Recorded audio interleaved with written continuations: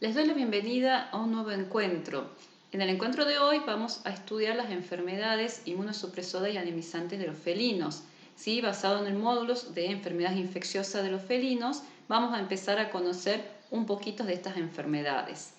En este módulo vamos a estudiar estas 4 enfermedades: el virus de la inmunodeficiencia felina, el virus de la leucemia felina, la paulocopenia felina y la hemobatonelosis felina. ¿Sí? Vamos a empezar a definir a estas enfermedades. ¿Sí? El virus de la inmunodeficiencia felina es un virus T linfotrópico que se presenta con mayor frecuencia en gatos machos que en hembras, causa un estado mórbido transitorio caracterizado por la aparición de fiebre y neutropenia. Esto puede pasar desapercibida o presentarse con linfadenopatía generalizada, enteritis, depresión, dermatitis superficiales, conjuntivitis, gingivitis y trastornos respiratorios. ¿Sí?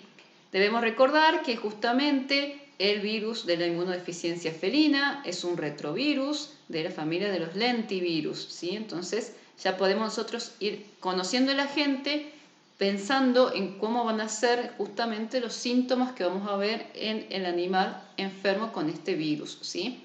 Luego tenemos al virus de la leucemia felina. Vamos a dar una breve definición de este virus. Decimos que pertenece a la familia de los gamma retrovirus, ¿sí? También es un retrovirus, pero de la familia gamma retrovirus, responsable de causar una enfermedad que tiene alta morbilidad y mortalidad en el felino doméstico.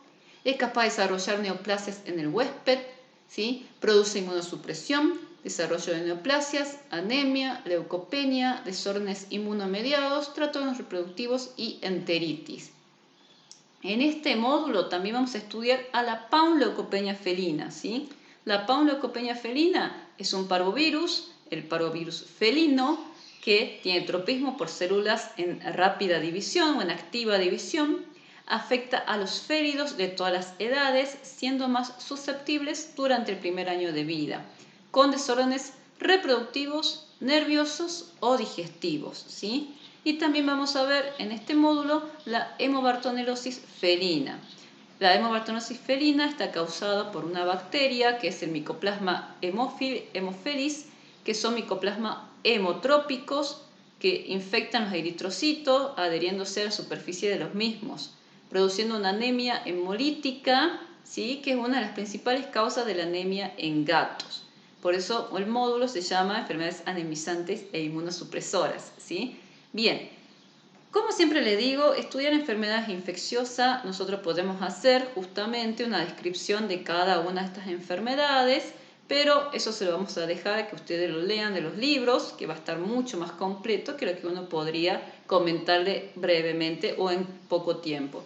Así que lo que vamos a hacer es, les preparé esta clase para trabajar por medio de un caso clínico. ¿Sí? Ahí avanza. Entonces lo que vamos a hacer es presentarles un caso clínico. ¿Empecemos? Bien, ¿qué es lo que vamos a ver nosotros? Obviamente, ¿sí?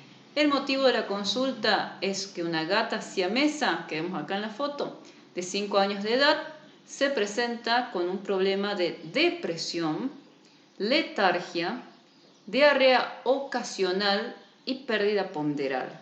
¿Sí?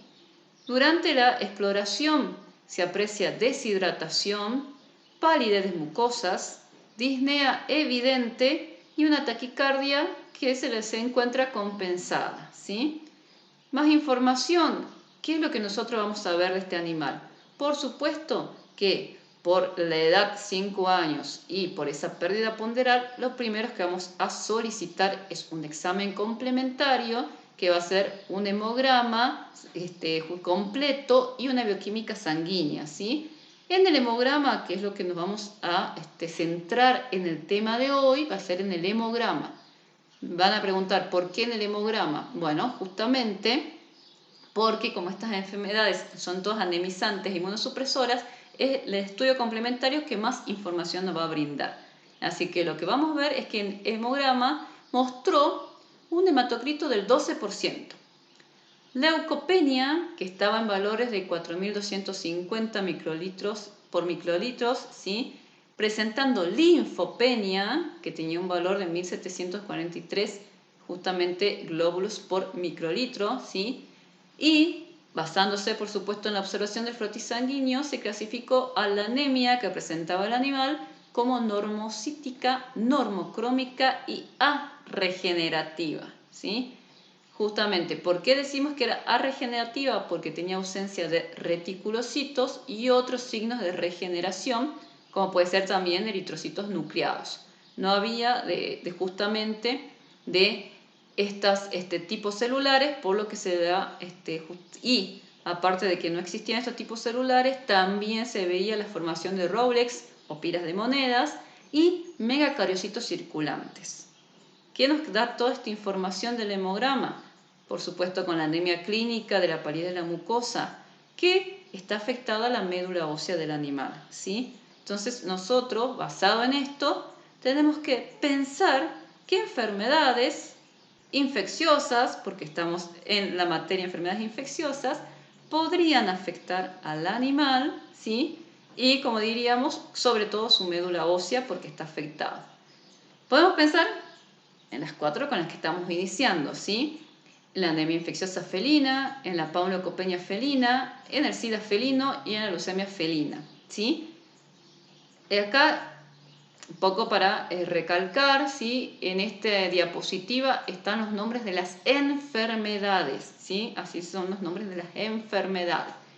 La anemia infecciosa felina, ¿sí? La anemia infecciosa felina justamente habíamos dicho que era la causa más común de anemias en gatos. Por eso es la primera que tenemos que pensar. Pero, ¿qué sucede? En la bibliografía está descrita, ¿sí?, que la anemia que produce lo que es el micoplasma son anemias regenerativas, macrocíticas, normocrómica o hipocrómica, ¿sí? ¿Qué quiere decir esto? Basados en lo que es la patogenia de esta enfermedad, sabemos que el micoplasma hemophilus se adhiere al eritrocito, produce una hemólisis que no es tan grande, pero sí produce la activación del sistema inmune con una fagocitosis extravascular. ¿Qué sucede? Al adherirse a la pared del eritrocito, por supuesto lo deforman y cuando estos llegan al vaso, en vaso, hígado, pulmón y médula ósea, hay una activa fagocitosis extravascular que lleva a la anemia, ¿sí? Que decíamos, lo más común es que esa anemia sea regenerativa, pero no va a ser siempre regenerativa, ya que puede presentarse la comorbilidad con infecciones retrovirales u otros procesos, ¿sí? Sabemos que todos los que son los retrovirus son enfermedades crónicas que nos van a dar justamente daño en médula ósea. Entonces, si yo le sumo eso al micoplasma hemophilus, la anemia ya pasa a ser arregenerativa, que es la que presentaba nuestro paciente, ¿sí? Puede incluso haber elevación del hematocrito por liberación del vaso sin elevación del índice reticulocitario, si eso es importante cuando hacemos el hemograma, y podremos observar la presencia de autoaglutinación y una prueba de COP positiva, que en este caso no teníamos como datos. Yo no puedo descartar todavía anemia infecciosa, ¿sí? Es felina, ahora lo vamos a terminar de ver, pero vemos que todavía, si estaría solo el micoplasma, no afectaría médula ósea. Pero, como decíamos recién, puede estar junto con otra enfermedad, ¿sí? Vamos a paulocopenia felina. Paulocopenia felina, cuando nosotros hacemos un hemograma de la misma, observamos leucopenia severa, ¿sí? ¿Recuerdan? Todo lo que es parvovirus va a médula ósea y produce justamente una leucopenia severa.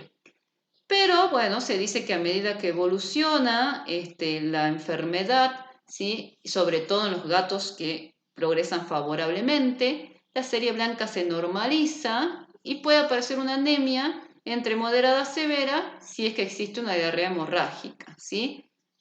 ¿Qué sucede con el parvovirus, la patogenia del parvovirus felino? El parvovirus felino, ¿sí?, generalmente, se describe dos ciclos o dos formas de presentación bien diferentes de acuerdo al estado gestacional de la hembra, ¿sí? Es decir, si es una hembra que está justamente preñada, lo primero que va a hacer el virus es ir al feto y de acuerdo a la edad que tenga de gestación nos puede dar infertilidad, muerte, reabsorción o aborto con fetos momificados. Y si ya la gestación está avanzada, van a nacer cachorros con problemas nerviosos, ¿sí? Y por supuesto, a la madre, a la hembra preñada, va a llegar a la médula ósea, ¿sí? En lo que es este virus, ¿sí? Recuerden que el parvovirus llega a médula ósea. Ahora, ¿qué sucede? Si esa hembra no está preñada, ¿sí? Justamente lo que puede pasar, o es un macho, puede pasar son otros tipos de síntomas, ¿sí? Cuando ingresa directa o indirectamente el virus, ¿sí? Se replica en los tejidos linfáticos de la orofaringe luego de 18 a 24 horas, y si tiene un título insuficiente el animal, después de 2 a 7 días, hay una viremia que va a todos los tejidos. Sobre todo, ¿sí? A lo que es la necrosis linfoidea, si bueno, eso si es cachorro, si es adulto va a ir al intestino, va a producir las diarreas y produciendo la necrosis de los tejidos, ¿sí? Facilitando la proliferación de microflora gram negativa, provocando ya sea, ¿sí? La muerte del animal por esa la necrosis del tejido intestinal, por supuesto por un SID que puede dar a la muerte, ¿sí? Una coagulación intravascular diseminada. O, que sería la opción que nosotros tenemos en este caso, va a ingresar a médula ósea el virus de un animal adulto, macho o hembra no gestante, puede provocar leucopenia, ¿sí? Y obviamente llegar a una infección, una viremia masiva en todos los tejidos, provocando de nuevo el SID y la muerte o la recuperación del animal, ¿sí? Ya vamos a ver si el animal se puede recuperar o no. Aunque ustedes un poquito lo conocen ya de parvovirus, que generalmente responde muy bien a los tratamientos, ¿sí?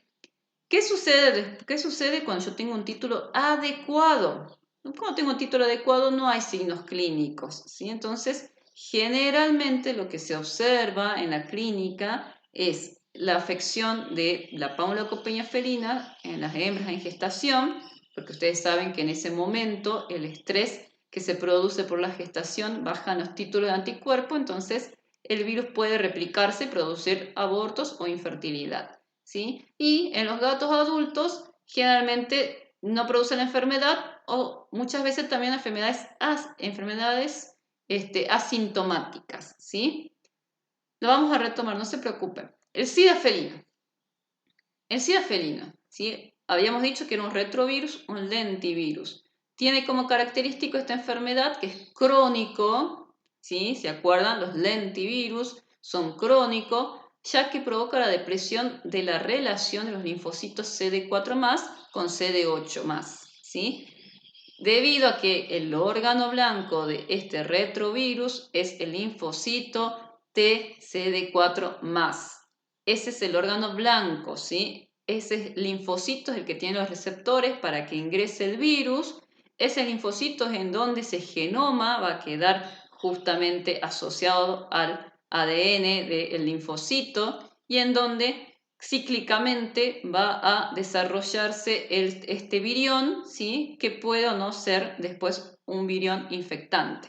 Es decir, va a liberar virus que no siempre van a producir síntomas, pero justamente vamos a ver que una de las características de un animal enfermo con el SIDA felino es que tiene infecciones recurrentes, ¿sí? Es decir, cíclicamente bajan lo que es la titulación de anticuerpos y en general la inmunidad pasiva también, provocando infecciones, ¿sí? Que pueden ser tratadas pero que son recurrentes o con recidivas, ¿sí? ¿Qué pasa, como habíamos dicho, con la patogenia? Bueno, y acá les aclara que cuando ya el número de linfocitos TCD4 es menor a 300 células por microlitro, ese paciente ya está en la etapa terminal de la enfermedad y es sensible a los agentes oportunistas, ¿sí? ¿Qué sucede? La infección en el sistema nervioso llega cuando acá, si yo tengo, va a llegar el virus, va a ser una replicación linfoide. Cuando tenemos una viremia, una carga viral baja, no va a tener alteración en el sistema inmunitario. Y si yo tengo ya mayor cantidad de carga, vamos a ver esas afecciones, ¿sí? La patogenia es muy simple, simplemente ingresa y busca su célula blanco. ¿Cómo lo que vamos a ver nosotros, el desarrollo es muy lento porque necesitamos que haya esa depresión de la relación, es una infección crónica persistente, que también eso sí sabemos, que va a quedar ya en el genoma, así que el animal no se libera de ese virus y tiene periodos largos sin signos clínicos, ¿sí? Eso es característico de lo que es justamente el virus de la inmunodeficiencia felina. Mientras que el virus de la leucemia felina, habíamos dicho que era un gamma retrovirus, ¿sí? Es distinto. Desarrolla una anemia, volviendo al hemograma de nuestro paciente, desarrolla unas anemias que son normocíticas, normocrómicas, regenerativas, que son originadas por el efecto directo del virus sobre la médula ósea. Sin embargo, en algunos casos, la asociación con Mycoplasma haemophilus provoca una anemia macrocítica y regenerativa, ¿sí? En otros casos se asocian ambas y esta situación se encuentra agravada en caso de la baja ingesta de hierro, ¿sí? La leucopenia puede presentarse de manera cíclica y alterando con cuadros de leucocitosis. ¿Qué sucede con el virus de la leucemia felina? ¿Cuál es su patogenia? Acá también nosotros podemos hacer unas divisiones de acuerdo a la edad del animal. Si el animal es un gato maduro, ¿sí?, con dosis baja o exposición breve, podemos tener dos respuestas inmunes distintas. Una, que puede ser la completa, ¿sí?, en donde por supuesto no vamos a ver enfermedad, donde se producen anticuerpos virus neutralizantes y anticuerpos anti-FOCMA, ¿sí? ¿Se acuerdan que tiene la capacidad estos retrovirus de producir esos antígenos FOCMA que justamente producen luego las neoplasias?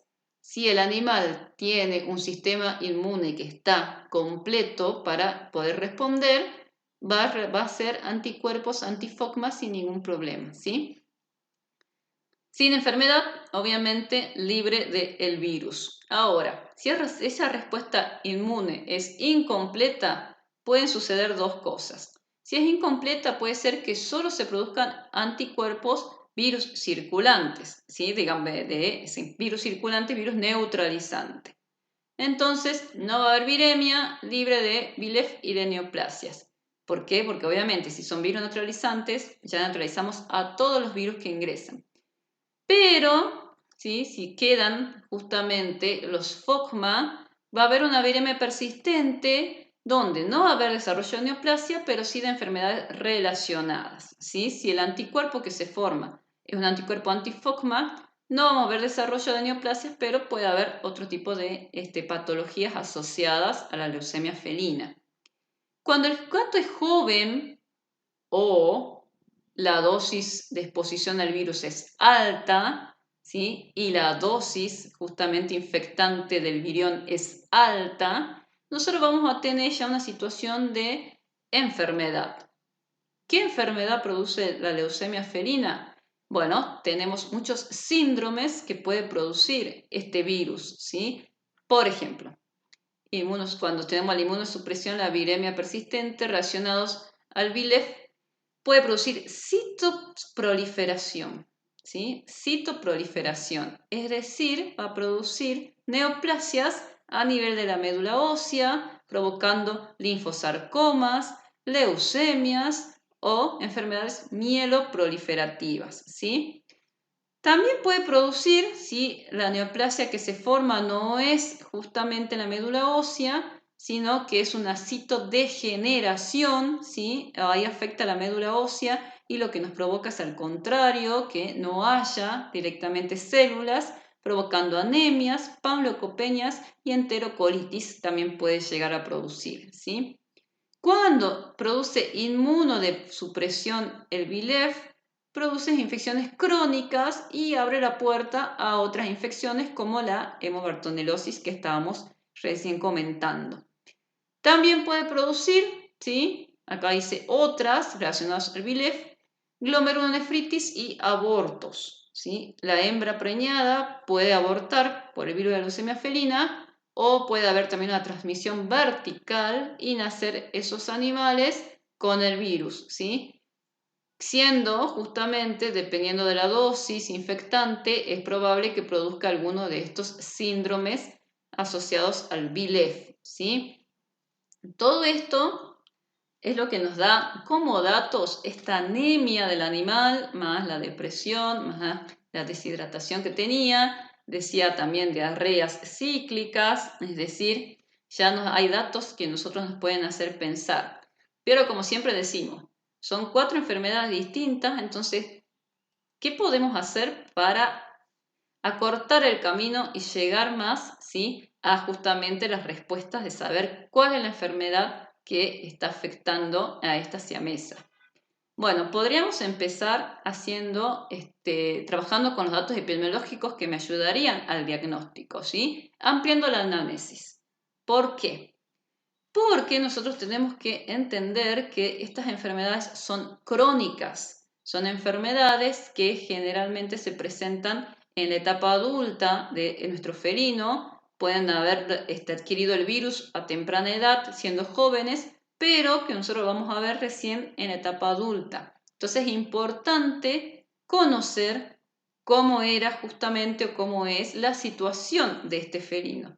Por ejemplo, ¿está esterilizado? Es importante preguntar, porque sabemos que sobre todo el gato macho, ¿sí?, que es el huésped más susceptible para el virus de la inmunodeficiencia felina, ¿sí? ¿Por qué? Porque ese se transmite por lo que es sangre y generalmente por las mordeduras, está en sangre, afectando al linfocito T, está en sangre, pero pasa por mordeduras porque obviamente es sangre de la boca contaminada que llega a la sangre del animal, ¿sí? Entonces es importante preguntar, ¿está esterilizado? ¿Hace cuánto? ¿Sí? Es muy común que un felino sea adoptado de la calle y se esterilice apenas lo adoptemos, pero previo a eso tenemos que saber si es un dato o no, si estuvo de vagabundeo antes de que sea adoptado. ¿Tiene acceso al exterior? Es una enfermedad infecciosa. Si es un animal que no tiene acceso al exterior, no puede tener contacto con el virus y obviamente no va a ser la causa de esa anemia a algunas de estas enfermedades infecciosas, ¿sí? Conocemos la historia clínica de la madre.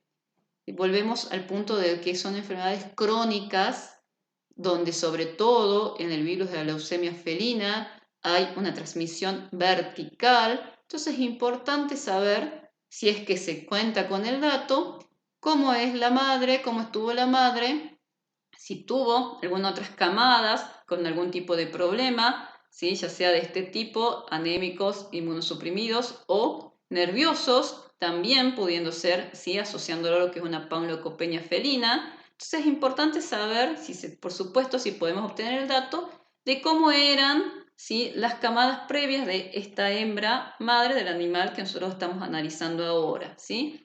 Y bueno, convivió con otros animales, siempre pensando, ¿sí?, en lo que es la fuente de transmisión, la fuente de infección que puede tener este animal, ¿sí? Pero necesitamos más información porque hasta acá solamente estamos hablando de un aspecto epidemiológico, ¿sí?, de saber todos los datos que a mí me puedan relacionar con que el animal haya tenido contacto con alguno de estos virus, ¿sí?, o justamente con el micoplasma. Entonces necesito más información. ¿Qué más puedo preguntarle yo a nuestro propietario? Le podemos preguntar si el paciente presenta ectoparásitos, pensando que el Mycoplasma haemophilus sí tiene como vector a la pulga. Entonces tendríamos que preguntar si los presenta, obviamente, o observarlo. ¿Presenta infecciones recurrentes? ¿De qué tipo? ¿Sí? Volvemos, cuando hablamos de enfermedades que son inmunosupresoras, están justamente abiertas las puertas para infecciones recurrentes, ¿sí?, ya sea de piel generalmente, o son infecciones también respiratorias que cíclicamente se presentan en el animal se realiza un tratamiento, se ve que evoluciona el animal, pero luego por ejemplo, ¿sí?, si hablamos de una dermatopatía, podemos decir que tiene, por ejemplo, ¿sí?, una afección que luego de un tiempo que se hizo tratamiento vuelve esa afección, ¿sí? Entonces decimos que son infecciones recurrentes justamente pensando en este animal inmunosuprimido, ¿sí? tuvo parasitosis activa. Bueno, es conocido que cuando nosotros hablamos de una toxoplasmosis clínica, tenemos que pensar que ese paciente está inmunosuprimido, ¿sí? Entonces es importante consultar si tuvo previo a esta presentación algunos tipos de estas parasitosis, ¿sí? Pensando que es un animal adulto, un animal que está en la casa, un animal que tiene su plato de comida diario. Si con toda esa situación presenta parasitosis activas, tenemos que pensar en una enfermedad inmunosupresora de base, ¿sí? Recibió tratamientos médicos e intervenciones quirúrgicas en el lapso de un año atrás. Volvemos porque siempre es importante saber si el animal estuvo enfrentado a algún grado de estrés, ¿sí? Muy grande, y qué sucedió después. Puede pasar que por tratamientos médicos ajenos a estas enfermedades, los retrovirus, se aplican grandes dosis de corticoides y también ayudan a inmunosuprimir el animal. Entonces es importante saber si no viene por un lado de que sea justamente medicamentosa la inmunosupresión o si es la inmunosupresión causada por estos retrovirus. Entonces necesitamos conocer esto. Cuando el paciente es un paciente, digamos, nuestro paciente que nosotros llevamos a la historia clínica, por supuesto que todo esto es más sencillo de ver. Pero cuando llega por primera vez a la clínica uno de estos pacientes, tenemos que tener en cuenta todos estos datos. Nunca nos quedemos con preguntas básicas de la anamnesis. Siempre pensemos más allá y pensemos en cómo haríamos, ¿sí?, para tener la mayor cantidad de datos que a mí me puedan llevar a decidir un buen pronóstico para este paciente, ¿sí? Pero hasta acá dijimos, todo eso es preguntar, hablar, ¿sí? Entonces, ¿cómo llegamos al diagnóstico definitivo? No sé si pudieron observar que no hablé de otros estudios complementarios. No es que no se puedan realizar, pero para este caso clínico, que eso es importante cuando uno hace un estudio del caso, para este caso no me iba a dar mayor información hacer una radiografía o hacer una ecografía, ya que no manifestaba ningún tipo de dolencia, dolor abdominal agudo como para asociarlo. Que sí puede ser en otros casos de virus de la leucemia felina que estén asociados con neoplasias y yo necesito otros estudios. Cuando el animal solamente viene con anemia, ¿sí?, nos basamos en el estudio complementario que fue el hemograma, ¿sí? Pero eso nos ayuda, nos orienta, pero no nos da el diagnóstico definitivo. ¿Quién lo da el diagnóstico definitivo? La identificación del agente etiológico de la infección, ¿sí? Cuando yo identifico al agente, recién puedo darle nombre y apellido a la enfermedad. Y por supuesto, si no lo puedo identificar al agente, pero puedo ver la respuesta inmune específica del huésped hacia ese agente, también es mi diagnóstico definitivo, ¿sí? Así que, ¿de qué vamos a hablar? De técnicas diagnósticas. Enfermedades, la vamos a ver brevemente, no porque sea un tema breve, sino porque ustedes tienen toda la bibliografía para leer y ampliar este tema, así que brevemente vamos a hablar que del virus de la inmunodeficiencia felina yo puedo diagnosticarlo por medio de PCR, ¿sí? Que PCR siempre decimos, no todo se hace con PCR, pero muchas enfermedades se pueden diagnosticar con ella. Para darles una idea, en la UBA, ¿sí?, en la Facultad de Medicina Veterinaria de la UBA, hacen PCR para el diagnóstico de lo que es el virus de inmunodeficiencia felina. Es decir, está muy al alcance de cualquier profesional que está en el país. Porque la muestra, ¿cuál sería? La muestra que va a ser sangre entera, la podemos enviar, ¿sí?, tranquilamente y realizar la PCR. Por supuesto, y ustedes ya lo conocen, están los kits comerciales que justamente en lo que se llama el cassette, en esta técnica, se combinan, ¿sí?, la búsqueda de BIF y de BILEF. Nosotros buscamos en estos, acá hay uno de los ejemplos, como pueden venir, ¿sí?, es inmunocromatografía, en donde nosotros buscamos, en este caso, anticuerpos para el virus de la inmunodeficiencia felina y al antígeno del virus de la leucemia felina, ¿sí? ¿Por qué?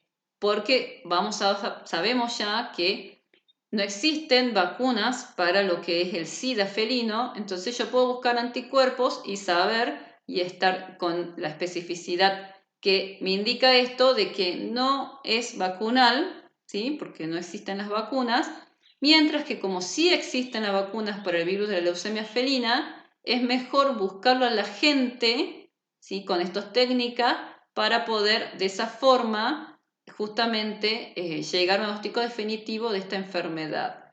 Vamos a retomar ahora cuando veamos el virus de la leucemia felina, ¿sí?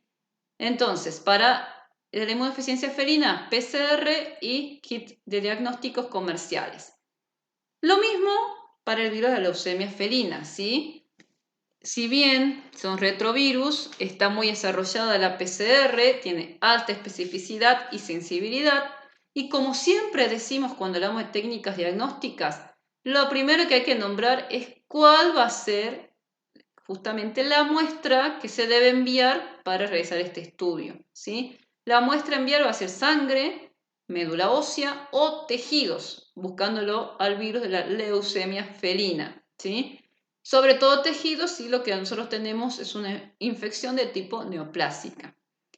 También existe, habíamos dicho, esta inmunocromatografía, ¿sí? Que tiene distintos nombres, por ejemplo, SPIT Duo, que es porque es para BILEF y BIF de Medicatec, es uno de los que existen en el mercado, que es una inmunocromatografía en sándwich, que busca anticuerpos monoclonales hay anticuerpos monoclonales y policlonales contra el antígeno P27, ¿sí? Que es del virus de leucemia felina, y un péptido sintético que reproduce el receptor GP40 del virus de la inmunodeficiencia felina, ¿sí? Entonces, nosotros como en este cassette, que es como un papel secante, colocamos al anticuerpo, lo buscamos al antígeno, ¿sí? Del BILEF.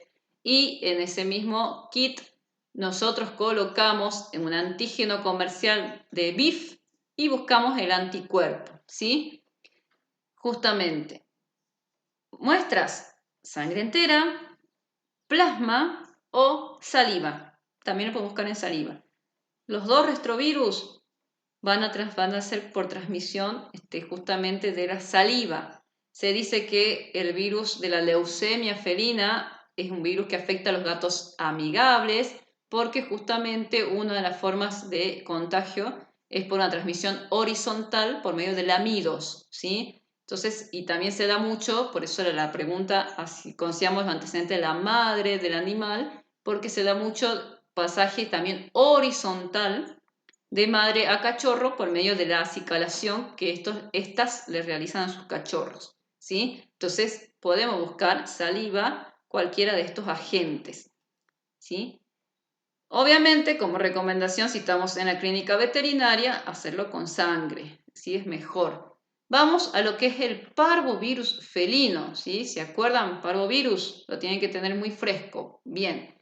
Parvovirus felino, usamos las mismas técnicas que existen para el parvovirus canino, ¿sí? Inmunocromatografía, PCR, hemoaglutinación, inmunofluorescencia directa o algún ELISA, ¿sí? Para buscarlo al agente, ¿sí? Estos son directos. Y si no, de forma indirecta, ELISA indirecto y la la inhibición de la hemoaglutinación, ¿sí? ¿Qué es lo que sucede acá? Nosotros podemos usar el mismo kit que existe para el parvovirus canino, lo podemos usar para diagnosticar parvovirus felino, ¿sí? Tenemos en estos que son estas pruebas justamente reacciones cruzadas, así que yo puedo utilizar el mismo kit para cualquiera de estas dos especies, ¿sí? Tanto felino como canino. También, bueno, como les decía, PCR o hemoaglutinación, que tiene hemoaglutinación de ventaja, que es muy económica, ¿sí? Y es una propiedad que tienen justamente los parvovirus de aglutinar glóbulos rojos. Entonces, cualquiera de estas técnicas que tengamos a disposición, para poder determinar si es parvovirus. Y para Mycoplasma haemophilus, si ya estamos hablando de una bacteria, las bacterias, nosotros generalmente estos son parásitos intracelulares, así que vamos a buscar el parásito intracelular a la bacteria. En este caso es por medio de una observación directa de un frotis sanguíneo, en donde tenemos que encontrar, ¿sí?, eritrocitos parasitados. ¿Se acuerdan los micoplasmas? Son bacterias que no tienen pared celular, que pueden ser justamente de forma pleomórfica, pequeños, muy pequeños, 0,5 micras, ¿sí?, y que en el caso del Mycoplasma haemophilus van a tener una posición de lo que sería justamente en la superficie del glóbulo rojo, ¿sí? Nosotros para determinar que está presente en el animal tenemos que encontrar los eritrocitos parasitados, ¿sí? Y acá, bueno, para darles un ejemplo de, ¿se acuerdan que hablábamos del tipo de anemia que producía esta enfermedad? Decíamos que era una anemia regenerativa y que eso se evidencia, por ejemplo, observando eritrocitos nucleados, ¿sí? Es decir, la médula ósea está en activa producción de eritrocitos porque hay una fagocitosis extravascular acentuada, entonces empieza a liberar, ¿sí?, justamente células inmaduras. A diferencia del caso que veíamos y de las otras dos enfermedades inmunosupresoras, que eran justamente la inmunodeficiencia felina y de la leucemia felina, donde ya está afectada la médula ósea, ¿sí? Parvovirus felino afecta médula ósea.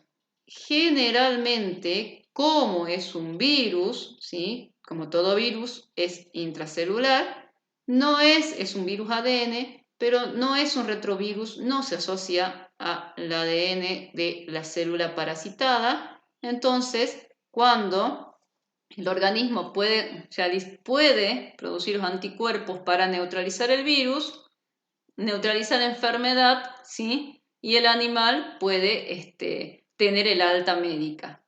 ¿Por qué digo cuando puede? Siempre que, ¿sí?, sea el agente principal de este caso clínico, la panleucopenia felina, ¿sí? Pero tiene un pronóstico mucho más favorable que un virus de alguno de los retrovirus, que generalmente, bueno, son de pronóstico reservado porque sabemos que son animales que van a tener siempre infecciones, ¿sí?, por ser justamente enfermedades crónicas. ¿Qué sucede? Ante cuadros de inmunosupresión debemos pensar en enfermedades asociadas, ¿sí? Todo esto que dijimos es así. Y siempre se asocia está escrito en toda la bibliografía que cuando yo tengo infecciones por VLEF aparece Mycoplasma haemophilus, mientras que la infección con el virus de la inmunodeficiencia felina no tiene asociación con Mycoplasma haemophilus, ¿sí? Veamos tratamiento. Como siempre decimos, los tratamientos no se abordan en esta materia, así que simplemente mencionamos que puede haber antibiótico-terapia si es contra el micoplasma, con antibióticos como el doxiciclina, que son por 21 días, ¿sí? Y obviamente agregar antimicrobianos de amplio espectro por esas infecciones que pueden suceder. Transfusiones sanguíneas, por supuesto, con estas anemias muy severas, siempre tomando como precaución controlar a los gatos antes de realizar cualquier tipo de transfusión. Se utiliza de manera rutinaria hacer estos testeos contra BIF y BILEF a gatos que ingresan a un criadero o que yo deseo comprar. Se pide un certificado negativo de este BIF y BILEF por medio de esta técnica de inmunocromatografía en sándwich, ¿sí? Obviamente, si estoy por hacer una transfusión sanguínea, tengo que realizar ese test. Hay terapias inmunomoduladoras y antivíricas que se prueban mucho. Ustedes saben que los retrovirus, sobre todo los lentivirus, son de la misma familia que el SIDA humano. Entonces se prueba con mucha medicación que si funciona en los animales, después pasa a probarse en humanos o viceversa, ¿sí? Se utiliza el interferón alfa recombinante humano para los animales que están inmunosuprimidos en el SIDA felino. Y por supuesto el omega, el interferón omega recombinante felino, para poder obviamente modular ese sistema inmune y hacer que funcione mejor. También se realizan controles de los parásitos, entonces se hacen todo lo que es antiparasitarios de forma rutinaria, ¿sí? Externos e internos.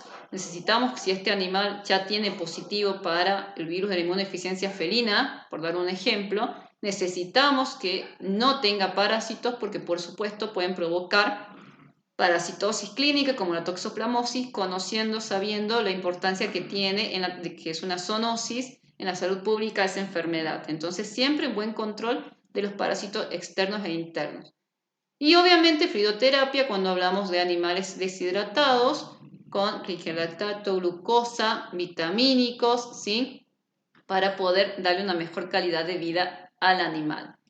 Como último tema vamos a ver la inmunoprofilaxis, ¿sí? Nosotros decimos, muy bien, ¿cómo podemos evitar estas enfermedades? Bueno, tenemos 2 vacunas de estas 4 enfermedades, ¿sí? Una de las vacunas es para el parvovirus felino, que pueden ser vacunas atenuadas o inactivadas, donde se da la primera dosis a las 8 o 10 semanas de edad y la segunda dosis a las 12 y 14 semanas de edad.